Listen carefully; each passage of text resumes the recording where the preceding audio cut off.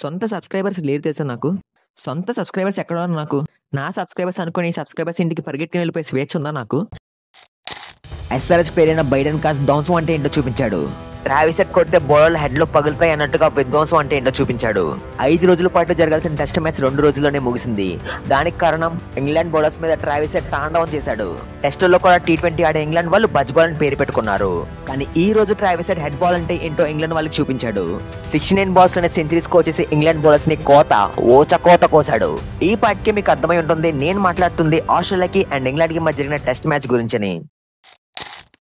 England కి ఆస్ట్రేలియాకి మధ్య జరిగిన టెస్ట్ మ్యాచ్ లో ఆస్ట్రేలియా టార్గెట్ 205 రన్స్ గా ఉంది. దీన్ని ఆస్ట్రేలియా టీం ఈజీగా చేసేసింది.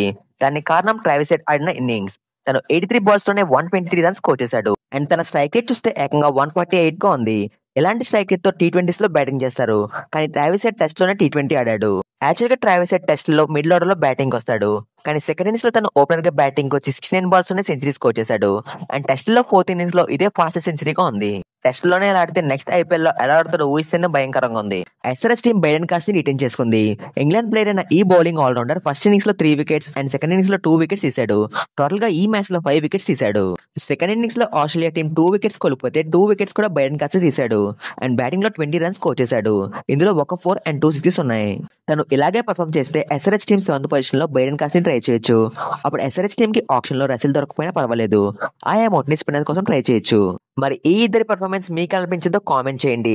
అండ్ వీడియో నచ్చితే లైక్ చేయకపోయిన పర్లేదు కానీ హైప్ చేయండి. అండ్ ఛానల్ ని సబ్స్క్రైబ్ చేయకపోయిన పర్లేదు కానీ గంట కొట్టండి. సొంత సబ్స్క్రైబర్స్ లేరు తెలుసా నాకు. ఉంటే నా ఛానల్ కొంటారు లేదా యూట్యూబ్ కొంటారు. సొంత సబ్స్క్రైబర్స్ ఎక్కడ నాకు. నా సబ్స్క్రైబర్స్ అనుకుని సబ్స్క్రైబర్స్ ఇంటికి పరిగెట్టుకుని వెళ్ళిపోయే స్వేచ్ఛ ఉందా నాకు. నా సబ్స్క్రైబర్స్ అయితే నా 2 ఛానల్స్ కి ఒకేలా ఉంటారు కదా. నా ఛానల్ సబ్స్క్రైబర్స్ వాళ్ళు నాదెట్ అవుతుంది. Where are my subscribers, where are my, where do my channel belong.